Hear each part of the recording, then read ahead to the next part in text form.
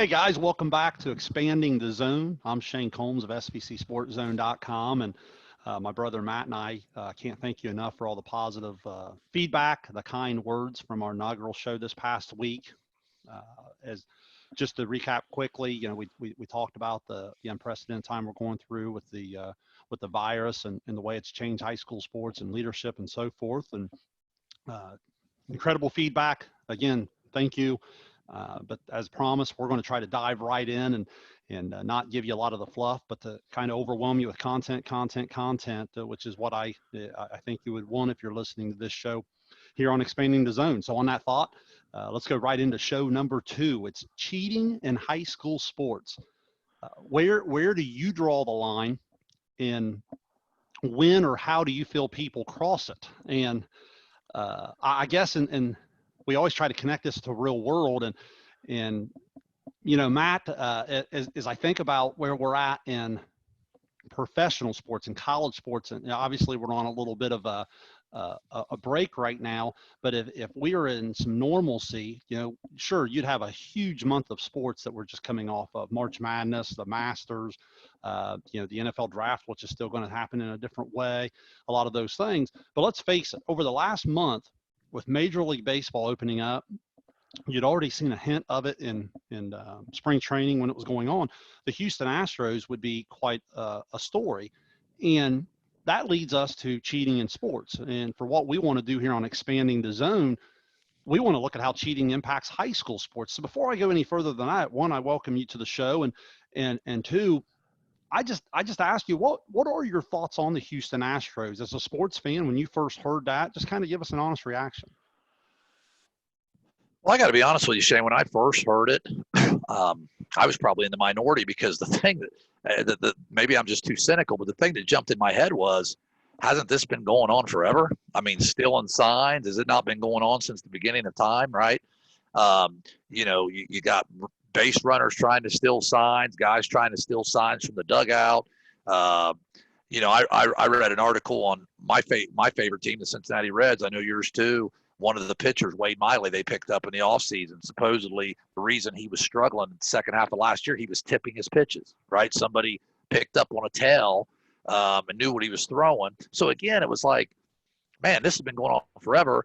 So I kind of thought it was a little overblown. Now, as more came out about it and you realize that it involved technology and banging on trash cans and everything else, then you started to realize, well, they obviously they broke some rules here and they went too far. But no, I mean, you're right. I mean, that would have been front and center. How about, I don't know if you caught the show on HBO called, I think it was called The Scheme or something like that, about the FBI and college basketball. Remember the whole college basketball, the FBI got, so that was about cheating, right? So it just seems like there was a lot of that in the world of sports before the whole COVID thing hit and sort of took all the headlines. Hey, I've got to be honest with you here. As I prepare for this show and I start to, I'm like any sports fan. I think that's why we love podcasts. That's why we love to do this. I think that's why people will enjoy listening to Expanding the Zone. I hear these things and I start to say, well, how would I react to that? What would I do there if I were in charge of that? If I were coaching there? If I were playing there? And I have to be extremely honest that over the next hour here or so on this particular show number 2, I'm probably going to contradict myself a little bit. I find myself going back and forth with, okay, there's morals, there's an integrity, there's the teacher side of me, there's the coaching side of me, there's my team, there's what I want to coach, and what I want to teach young people and so forth. And what happens is I keep going back and forth, and I get caught in the middle sometimes. Well, yeah, I do that. Is that right, or is that wrong? Should I do that? And I finally in my preparation narrowed it down to these 2 things. And this is what I want to throw at you first. And if you're listening, I would challenge you as a coach or a leader to do the same. How do you define gamesmanship versus cheating from just a strict definition standpoint? Well, I mean, I think it's a fine line, obviously. To me, cheating, I guess if you had to give it like a black and white definition, which I think you can't, like you said, we're going to end up contradicting ourselves, I'm afraid. But cheating would be you break a written rule. It's in the rule book. There's a rule right there that says don't do this, and you do it. And I think gamesmanship starts to play into some of those understoods or, unwritten rules. Sometimes you violate sort of an unwritten rule, or I think gamesmanship is, my definition, is trying to gain an advantage maybe within the rules, or maybe fracturing a rule. I don't know, but to me, that's the difference maybe between gamesmanship and all out cheating, which is breaking a rule that's in writing. Well, here's the best place I could start. And I know we don't do a lot of show prep, so go with me for a second, okay? So I look at it from a standpoint of, oftentimes we live in such a cut and dry, black, white. Here's where, like you said, here's the rule. Did you break it? Did you not break it? There's a little bit of variation. There's some different things within rules and the way rules are written. It got me thinking of a card game I occasionally like to play, euchre. So a lot of people have heard of the card game euchre, and as you start to understand the rules of euchre, there's some different strategies you can utilize throughout the game. Now, some people argue if this is a strategy or if it's just blatantly cheating. It depends if you're playing maybe with some of the people in my family or some of the people I played with throughout the years. But in euchre, if you're following suit, you're supposed to follow suit. If you have someone leads a heart, you're supposed to throw a heart. So if diamonds is trump and I have a heart, but I throw a diamond on it to take it, I've reneged. In other words, if you as my opponent catch me doing that, I automatically lose 2 points. Okay. So what happens is, I argue that reneging is a strategy that I can utilize. Are you kidding me? Just go with me for a second. Reneging is a strategy that I can utilize, knowing the consequence, knowing the in-game punishment, not my moral punishment, that my in-game punishment is -2 if I get caught in that particular situation. So I take it from your reaction, you're not buying me so far. That is absolutely ridiculous, man.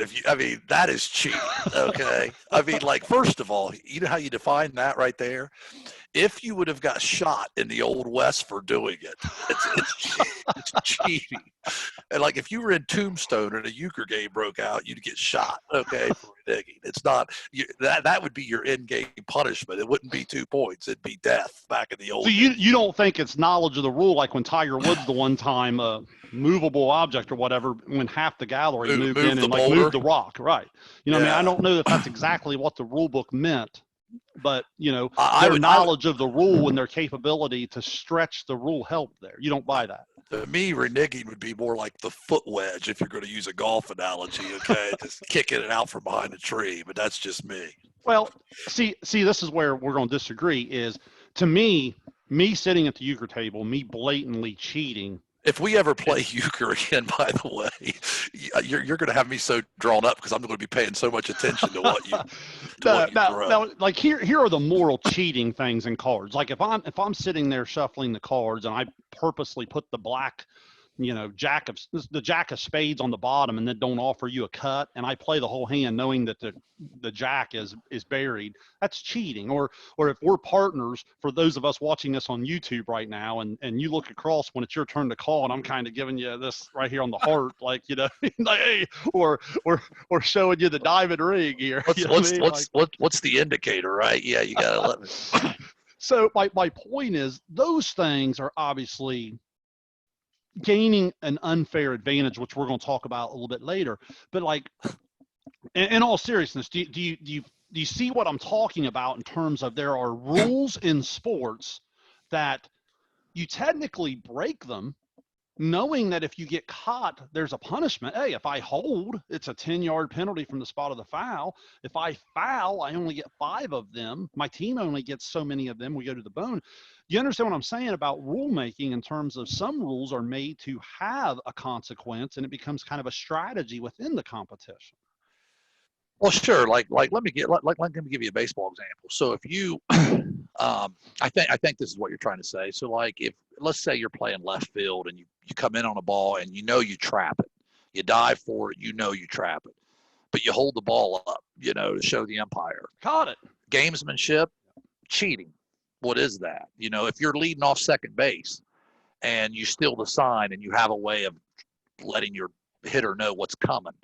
Is that gamesmanship or is it cheating? I mean, what are your thoughts on some of that stuff? Well, those are similar, but again, I think sometimes this is where, man, I'm not just talking a little gray area. I'm talking there's a huge gray area in a lot of these Right. sports, and I think that's why this topic's fascinating. The first one, in terms of me telling the umpire, hey, I caught it, or, hey, that ball was out on me, or those types of things, those things are certainly gamesmanship. And I think you could take the most moral person you've ever competed with, or include yourself, or Right. whatever it is. How many times is the umpire said, he's out, or, it's your ball or whatever, and you see the athlete come back and say, oh, well, sir, I was just kidding. I didn't really catch it, or I didn't, Yeah. no. I mean, in my 20 plus years as coaching, if a ball goes out of bounds and the referee calls it out on team A, team B doesn't step forward and say, I know it was really Yeah, out on us. sir, I mean, I hit I'm just being straight. I mean, I've never ever seen that in watching a game or coaching in a game. So I just think some of that, I guess, is understood as gamesmanship.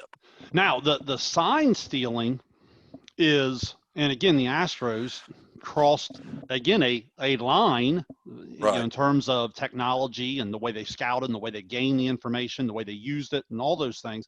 But I guess I would argue that a great game that has given so much to me in the last 30 years, like baseball, I guess I would argue that if we weren't supposed to steal signs, then why would we technically have signs? Why wouldn't I just stand down in the third base box every year, 30 games a year, and just tell my guys, hey, bunt it up the first baseline, bunt it up the third baseline. Hey, you're going to steal on the next pitch. You're going to do these different things. And not only do I have signs that have enough to them to where I'm hoping within the course of a game, or the course of even a year of playing a team home away or whatever it might be, that they're not able to decode my signs. You'll Right. see people wear the wristband, right? Why in the Right. world would we step out on every pitch and rattle off 3 numbers if we weren't supposed to, quote unquote, try to figure out what it is? Here's what I'll say about, like, the guy leading off second base. Again, evidently there must be a little gamesmanship, because far before I started coaching or playing, people used a series of sign or a second sign indicator, whatever it might be, to hide the pitch from that base runner. I think what happens in terms of even some sportsmanship or some different topics is, if you're the batter, Matt, and I'm back here at second base, for those again watching on YouTube, and I just kind of have a subtlety to my cap, or a little different nudge, or a little bit different point, or whatever it might Right. be, that's one thing, compared to, again, the people that are just almost like blatantly, Yeah. Yeah. Yeah. those things are a little bit of the crossing the line. So again, total gray area. I think there's certainly some gamesmanship in terms of, like you said, showing the umpire the ball, or doing those types of things, or pointing a certain direction in basketball. But, for me to sit here and just act like 100% of the time, here's the right answer, I think I can't do it. And Well, that's what makes this a fascinating topic. wouldn't you agree, like with sign stealing, I think we all agree the Astros crossed the line because they used technology basically to try to, take it to a new level. I mean, wouldn't you agree, like if you gain an advantage through your own brain, through your own preparation, figuring it out, it's kind of like scouting in basketball, right? I can show up to a game, I can have my notebook out, I can see a play real quickly, write it down, but it's in the rules that I'm not allowed to pull my cell phone out and video it. I mean, that's actually a written rule. Well, same way, like, within the game of basketball, coach calls a play. I remember seeing that. Oh, I saw that the other night. If he calls that, they're running this. I don't have a guy in the top row with his iPad out, zoomed in on the coach, and then I have a headset in, have like an earpiece in with him signaling. I mean, that's almost like where the Astros took this thing. So, I think a lot of it is, if it's through your preparation, if it's through honest measures of just figuring it out, it's part of the game. Well, you mentioned the scouting aspect. Let me ask you, sometimes not in the heat of battle, but in preparation for that heat of battle. Let's say that you in your scouting report have recognized, man, this kid, you can get under his skin a little bit, or you can do this, or man, he really moves well off screens. He's a constantly moves without the ball, curling, good shooter. Um, where do you feel like we cross a line, or is it cheating or gamesmanship when we start talking about, hey, might want to just grab you a little jersey there, hold a little jersey Right. off of that, or obviously there's different levels of flopping where you'll see the people give, one of these things to the official, Right. or then there's other times though where you're on the midline, you're coming over to take a charge and you square up and you might give it on the to Right. really sell it to official. Where in teaching of fundamentals or applying that scouting report on the practice court or in your scouting report film room, where do those things start to go gamesmanship versus cheating?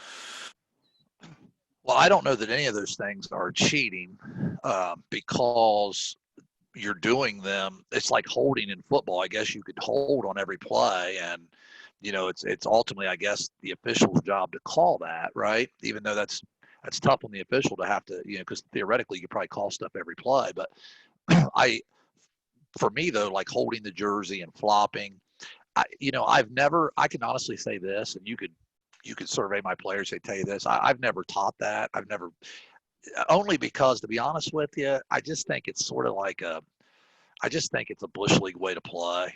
Honestly, I see these kids. I don't know how they avoid whiplash. They're dribbling down the floor, their head snaps back. Every trying to, or you'll see these kids. I mean, I'm not going to name teams on here. I could tell you teams that I know teach it. You'll see a kid on an OB under standing. I could show you on film, standing next to one of our guys, and all of a sudden he just hits the deck like, we have a running joke like, is there a sniper in here? You know what I mean? The kid just goes down, right? And he's doing that to try to get a foul call, to try to put the officials in a tough situation to where, man, this kid goes down hard. There must have been contact. I didn't really, and so I don't know if I'd say cheating, because I guess you're running the risk of them calling it, but it's definitely in my mind. There's no place for it in the game. To be honest with you, I probably hurt myself not teaching that at times, because you can probably get away with some of that. But I don't know. I just think you have a responsibility with your athletes. I can guarantee you as a coach, I'm far from perfect, and I do plenty wrong. That just happens not to be one thing that I do. We just don't teach it. There's two things you just said, Matt, that jumped out at me as I was listening to that answer. One, you're talking about what you teach versus sometimes what your kids may do. Sure. Okay. And then you also mentioned the officiating situation here, which again, I think is extremely difficult. And I think a lot of these things that we're talking about kind of put them in even a more difficult situation than they're already in. But let me give you a couple scenarios that I'm talking about here. You'll see this a lot. You'll see the teams in the bonus, they're on defense, shot goes up, good box out on the backside, but there's a couple of us there. The ball comes off and they kind of call a little push in the back, or, what a lot of people might refer to as an over the back or touch, but kind of a push in the back. And we're going to shoot one and one on the other end. Well, as they run and they put the foul in at the scores table, there's 10 people, moving to the other end. What happens sending the wrong shooter purposely to the free throw line? Or another thing I might see is sometimes there's, you're our best player and you have 3 fouls, but I don't have a foul, and we're both kind of moving to the baseline and there's a foul called, and I think he's going to call it on you, and I immediately raise my hand to the scores table trying to get my first foul instead of your 4th foul. Where do those things, coming from players, I'm not even saying coaches are at fault here. Some people might say, well, if it happens once and the coach doesn't fix it, they still believe it's wrong. Where do you fall on those types of things when athletes just in the heat of battle make what some people refer to as great basketball IQ plays, where other people be like, man, that team's just blatantly cheating? Yeah, I mean, you talk about those huge gray areas. I mean, I'm not going to lie. I think to do that is technically cheating. I do. I mean, I think that my definition of cheating earlier was doing something that's against the written rule. I probably should have done a better research on the rule book. I don't know exactly what it says in the rule book. I know, like in baseball, like faking a tag and stuff like that, that's actually against the rules, correct? Right. I think now too. I think it's still in the basketball rule book where flopping can be called. I think theoretically they could call a technical foul on that. So it's I do think, yeah, I'd have to brush up on the rules, but to me, stuff like that, Yeah, I mean, I'd classify that as cheating, to be honest with you. And does it happen? I'm sure it does from time to time. Yeah, you know, I think that's interesting. I think there's things that happen before a game in the practice setting. I think there's things that happen in games. I think there's probably even some things. Um, Here's one more I have for you.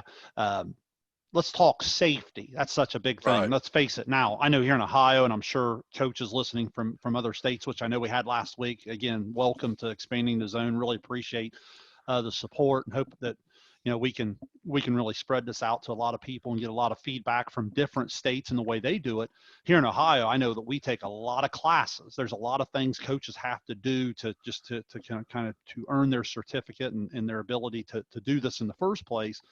And safety and health issues are obviously at the forefront of it all, especially now. What happens if you recognize blood on the uniform? I've been a part of coaching staffs where I've been sitting there and I've seen different things. I run over and you'll hear someone say, "Hey, wipe that off or get that," Yeah. and you want to keep your kid on the floor, and it's a tense part of the game. You're in the heat of battle or whatever. Some people would argue that, man, that's not the right way to handle kids. They got blood there, and there's different concerns and health issues out there. Gosh, I would think we've all been guilty of that at some point. Right. What's your take on those situations, when it comes to crossing the line? Well, I think to me, it comes into that argument sometimes, and we may get into this a little bit later. I don't know what you have in mind to talk about, but the rule versus the spirit of the rule. It's one of those things where, like the blood on the uniform thing, the spirit of that rule was to protect people from disease. If you see blood, we got to get that taken care of so that no other player on the court is at risk. Now, if a player has an open wound, well, then I think you have a responsibility as a coach to yell at your trainer and say, "Hey, get him bandaged up or whatever. We got to get him out of there." If I see a player with a dime-sized drop of blood on his shorts that's been there, and dried up, to be honest with you, I'm not bringing it up. I mean, to me, that's not putting anybody at risk. Maybe he got scraped 2 quarters ago, and I just now noticed it. What are you going to do? I mean, so to me, there's that rule. It's kind of like a kid standing with at 14 feet from the basket with his toe in the lane. Is that a 3-second if he stands there forever? Theoretically, but is he really gaining an advantage like what that rule was intended for, right? Which is to keep somebody from just posting up underneath the basket. So there's a rule in that, and the spirit of the rule, I think. It's kind of like, but I think what you're getting into there too, is sort of like ethically or morally, what's your responsibility as a coach?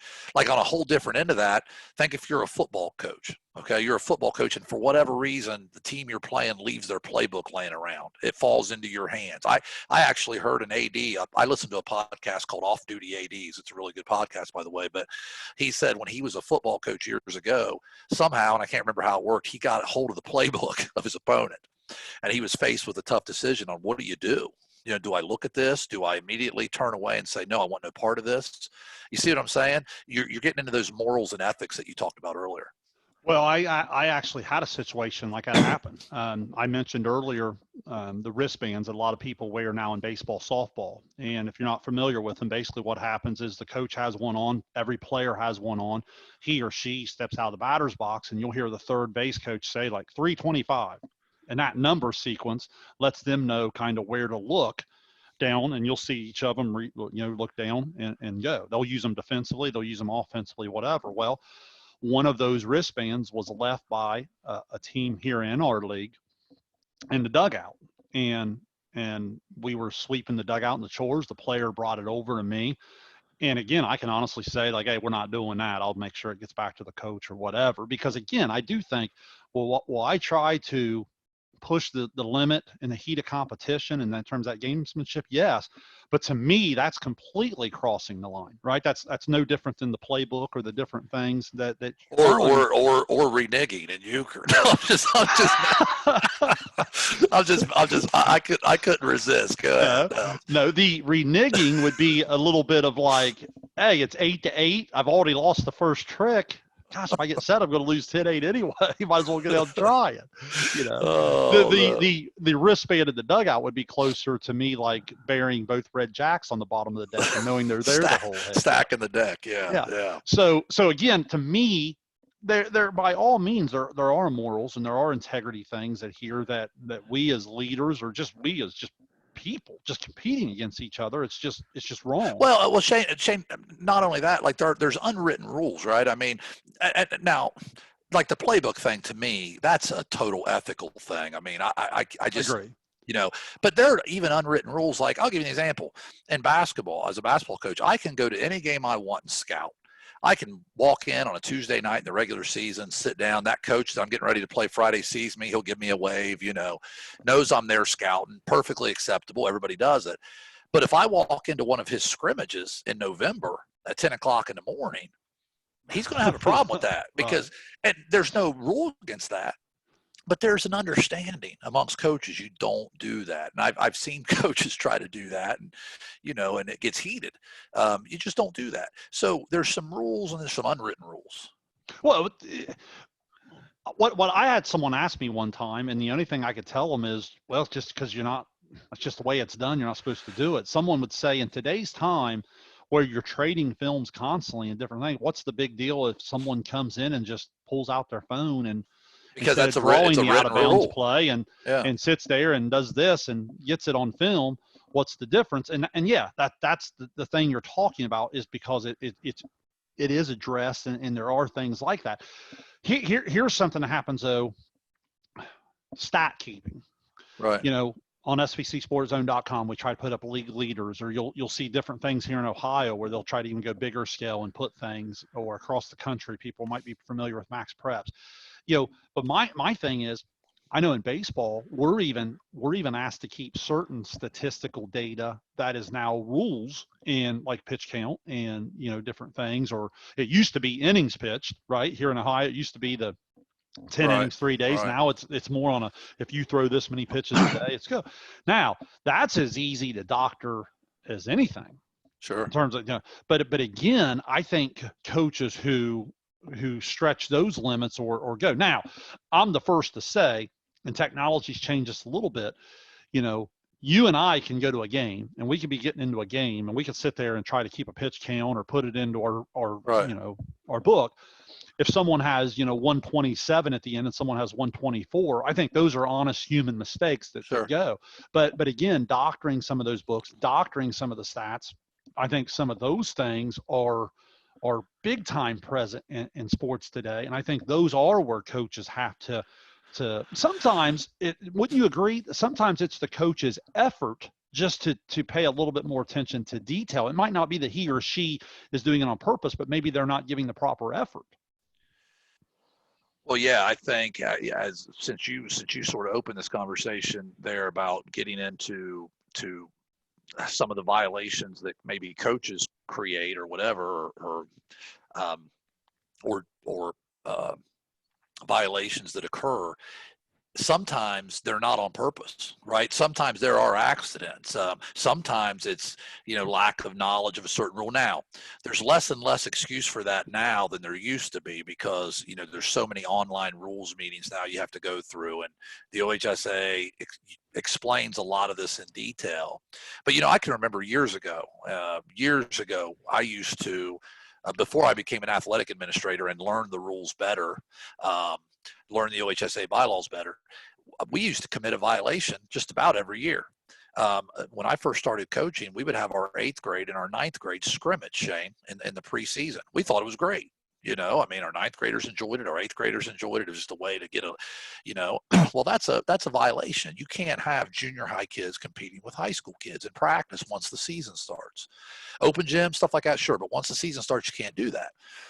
Well, eventually, we figured it out that we had done it. We self-reported. Like I said, this was a long time ago. We self-reported everything. Okay, hey, look, don't do this anymore.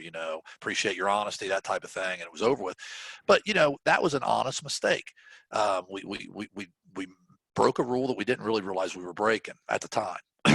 But I think a lot of times too, there are coaches that try to circumvent or skirt the rules You'll see this a lot, Shayne, with coaching days. In Ohio, we have 10 coaching days for basketball, for instance. I show up to a scrimmage. This has happened to me before. I'll show up to like a summer scrimmage, and there'll be some kid off the team last year or some volunteer coaching the team that night.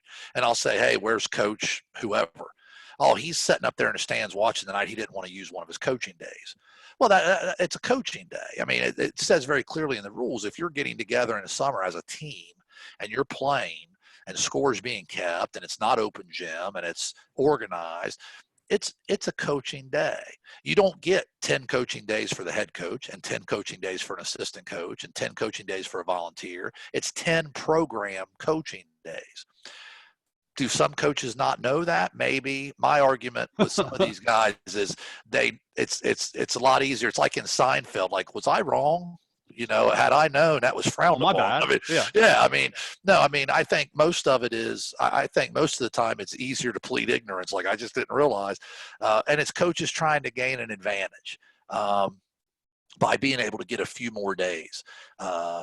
So, you know, I think that's where a lot of your cheating, and there's different levels of it, obviously, occur in high school sports, are maybe off season. Wouldn't you agree? Off season stuff, preseason, maybe start and practice a little earlier than you're supposed to. I think that's where I think the preseason is where, again, there's such a gray area. Let me just, I've really enjoyed some of our scenarios, and here's something that happens to me all the time. Yeah, if we're having open hitting where, you know, kids are in open field or different things, or if we're an open gym, okay, and kids are playing and whatnot, sometimes we just have those natural conversations with our kids, and especially those kids that are just dying to get better. They just are dying to be coached at every aspect. They might look at you and say, hey, Coach Holmes, like we worked on there in our workouts, is the elbow flying out? Am I doing better there? I mean, you know, better. And if you engage in conversation about their shot, or if I engage about some, you know, pitching mechanics where they're just getting some side work in without any coaching, or if they're, you know, getting some hitting in or whatever, you know, those things become very, very difficult and start to walk up to that line. And if I'm being honest, I don't know exactly when it crosses the line. If you tell a kid, hey, don't let the elbow fly out on a jump shot in open gym, are you coaching? Well, it probably goes back a little bit to that rule and the spirit of the rule. I think that the spirit of that rule is, you know, let's not be putting in our sets in the middle of July and running 5-man dry run offense out there and teaching. I don't know that the OHSA is super concerned. I don't want to speak for them on, hey, you know, make sure you tuck that elbow in, or, you know, play a little lower. You know, you're playing upright a little bit, get a little lower on your drive. Is that coaching? I don't know. I guess theoretically maybe it is, but I think it's more of, you know, let's not have organized practices in the off season. It's like in preseason conditioning. Well, let's get the basketball out and run full court figure eights. I mean, you're not really supposed to do that. You know, I mean, practice doesn't start for another 2 weeks. If you're going to run full court figure eights, do it with a medicine ball or something. You can't be out there with the actual basketball running drills. Or you'll see a lot of people say, hey, we're doing our mile run today out on the track, and I'm just putting a basketball in their hand and they're dribbling with it. Sure. Not really, not really. I mean, it pretty much says in the rules, you're not supposed to use the ball that you use in competition. And so, I mean, again, do those things affect competitive balance to the point where, oh man, that team's going to win 5 more games this year because of that? And I don't know, probably not. But at the same time, I think what you're saying there is, where does it stop? If we allow certain things like that to go, do we start to stretch it a little further and cross more lines? Yeah, well, you kind of lead me up to a point on the subtitle. You know, again, when I was introducing show number 2 here on Expanding the Zone, you know, cheating in high school sports, the subtitle I had kind of given was, where do you draw the line, when and how's it crossed? And that competitive balance might be a great place to symbolize that line, because you start to look and say, when is competitive advantage being met? I think you would agree that if you get a team that doesn't have a lot of fall athletes in basketball and they're out to dry running their offense 4 days a week and things like that throughout the fall, that's a competitive advantage. Or in baseball, if you don't have a lot of winter athletes and you break into hitting instruction and different things and pitching and all those different things a month before you're supposed to, that's a big thing. So a lot of times what I found with competitive balance or competitive advantage is the policing of rules becomes very, very difficult. And this is one thing I wanted to throw at you. In my coaching career, it wasn't that long ago that they used to have 2 weeks called pitchers and catchers. Well, what would happen here in Ohio was, now all of a sudden everybody was a pitcher or catcher, right? They were getting in the gym and they were, like, well, we're going to try everybody out there and see what it looks like here with some arm training and some hitting and some different things, just, well, we're going to put a batter in there because it's pitching cat. You'd hear it all. So finally I believe the reason they did it, one, was to try to just get kids involved and they were already going, let's go. But I think a part of it was difficult to police. Don't you find a little bit in terms of the competitive advantage that it becomes on the big stage, your state's association, but then down into your high school, where is your athletic director hat need to be, taken seriously? Where does the principal's hat need to be taken serious? All the way down to the coach being serious in terms of policing the rules. Don't you think the policing of these things is where the competitive advantage comes from? Yeah, I don't think there's any question. I'll use the example of the transfer exceptions. There's when a player transfers, he or she has to sit out the second half of that sport. And basically, without getting into a bunch of boring detail, there's some exceptions. If you move houses, there's some different things. Well, for instance, the one we see a lot is a player moves, and I'm going to give it the air quotes, into a district because a parent rents a house and they haven't really vacated their old house and moved in. What's the responsibility of that high school? Because really the high school that student athlete moves into is supposed to do home visits, is supposed to look into that. Well, that's tough. I mean, that doesn't always happen. One, some high schools maybe don't have the manpower to jump in the car and go out there and check that out, thoroughly or whatever. So who polices it? It falls on the high school administration and athletic administration to police that. But I also think one of the things, Shayne, is if you're going to make rules, those rules have to be enforceable too. It's who's supposed to enforce them, and are they actually enforceable? Well, and that's interesting because sometimes what happens is you put a rule out there. Here's the best way I can explain this to you. The scenario is almost better than me explaining it by my own words. If I'm driving down the road, and I'm guilty of this, I'm sure, every time I get in a car. If I'm driving down Route 104 and it's 55 mile per hour speed limit. Well, if I go 59 miles per hour, am I or am I not speeding? Right. Compared to if I get in that same car and I just constantly go out there and go 65, 67, 70, 72 miles per hour on the same road, is that worse? I mean, is that more dangerous, or Right. different things? A lot of times people say, well, 58, 59, you're not really speeding. That's just it's not a suggestion. You know what I mean? It's Right. not like, Yeah. It's not like the sign tells you, hey, Matt, I'd kind of like for you to go 55 here. If you want to go a little faster, it's okay. Right. You know what I mean? The rule says 55. Don't you think that happens in rule making all the time? It's one of those things where we would like, in the perfect world, again, we would like in this microwave, want it right now society, to put it right down here. Here it is. If you cross this over, you're breaking the rule.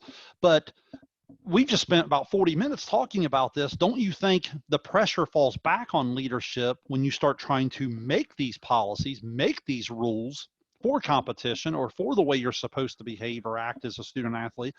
Don't you think that's a really difficult concept? Well, it is, and you said it. I mean, we want black and white. We want clear cut. I mean, think about it. As a school, you're a teacher. You've seen, kids get in trouble. What's the first thing you do? We reach for the school handbook, or what's the handbook say? What is in black and white to where I can look and say, this is what I got to do. I think coaching goes against that a little bit because, let's be honest, I think as a leader and as a coach, it's more of an art than a science. I think, do you have rules? Well, yeah, I mean, I'd like to think in our program we have standards more than rules. I think our guys know what they're supposed to do, but I think people sometimes can rule themselves to death. You just make so many rules trying to cover every single possible scenario. And what happens is, you know, the more rules you make, the more rules that are going to be violated. You're going to have to enforce, like, you know, create laws, you create outlaws, right? Someone's going to break those rules, and you have to be able to enforce that. And so I think you got to be careful. I think sometimes we create so many rules in an effort to make it, like you say, cut and dry, that we back ourselves into corners where no longer are we being leaders and we're making decisions based on the situation. We're just trying to go with, okay, what is right here in front of me in this handbook that I have to abide by. Well, there's a couple things that come to my mind as you're talking there. That opens up a couple key points I want to end the show with here.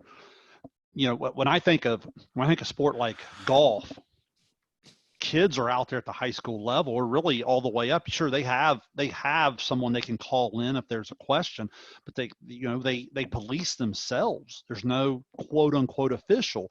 There's, you know, I know tennis is like that. Volleyball, we bring people out of the stands and tell them to go on the line and let them make calls that dictate like winners and losers. You know, so it's one of those things enforcing. Don't you feel like that sometimes, I'll ask it this way. What would you say as a leader of almost 25, 30 years of young people, that to someone who just says, well, Shayne, you guys, it seems like we, at some point, if we keep compromising, we go. I know, Matt, when I first started teaching 20 years ago, it was all right to punish a kid for not having a pencil in class. Now, if you tried to punish a kid for not having a pencil, most administrators will look at you like, give he or she a pencil and let's get on with the lesson. Let's get on. Yeah. Right. Well, you know, what would you say to that other side of it that says a little bit more hardcore of, well, if we don't have rules and you can't, lay the law down, what at some point we're going to have chaos. Where's the mix though? Oh, I don't think that you don't have rules. I think where you get yourself into trouble is when you try to predict every possible little thing that's going to happen, and you try to put it in black and white. Like, let's take a dress code, right? We'll stick with school. Hey, let's have a rule that says no holes in the jeans. Okay, I get it. Why is that rule in place, Bill? Because, too many kids come in with more air than denim, right? There's holes everywhere in their jeans. Well, do we also punish the person that comes in and has a hole the size of a dime or a nickel?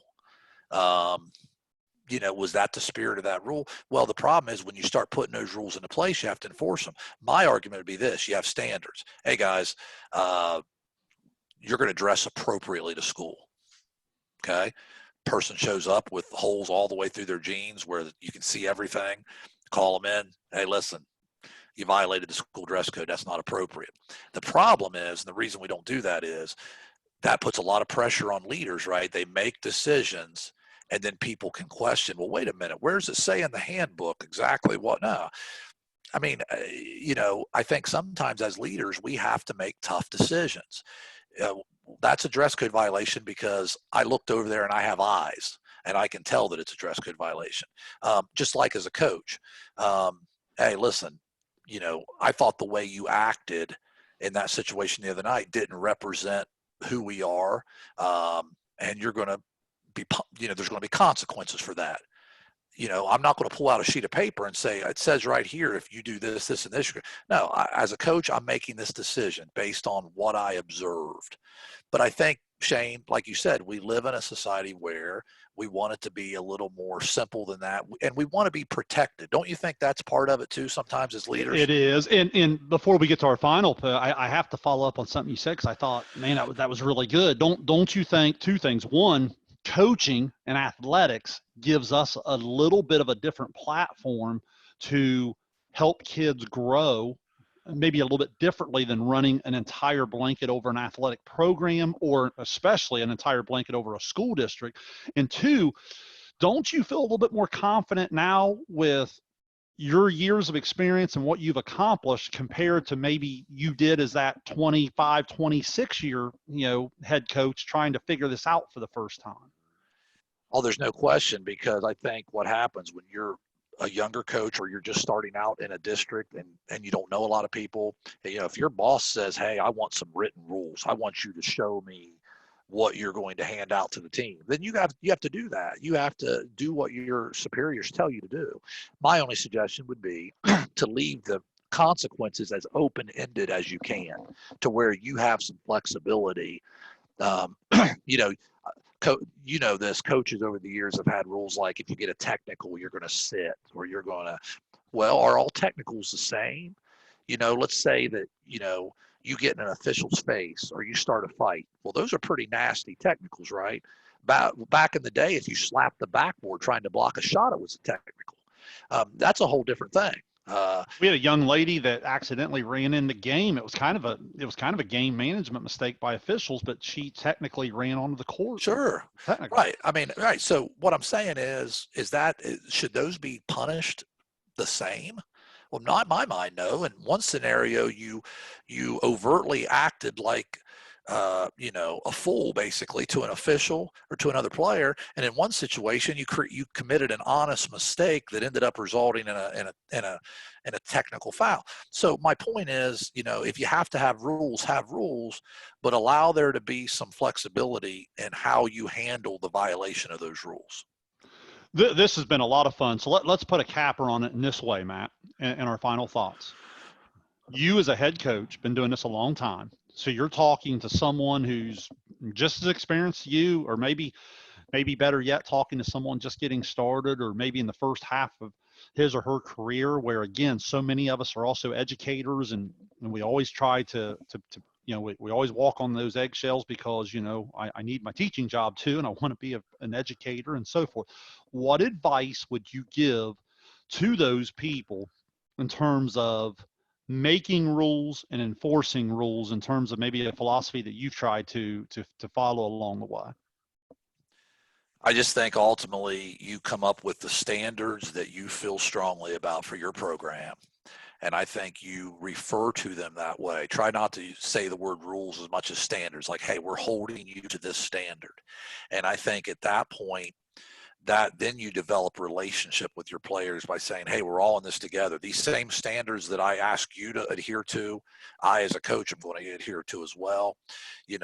This is what I expect.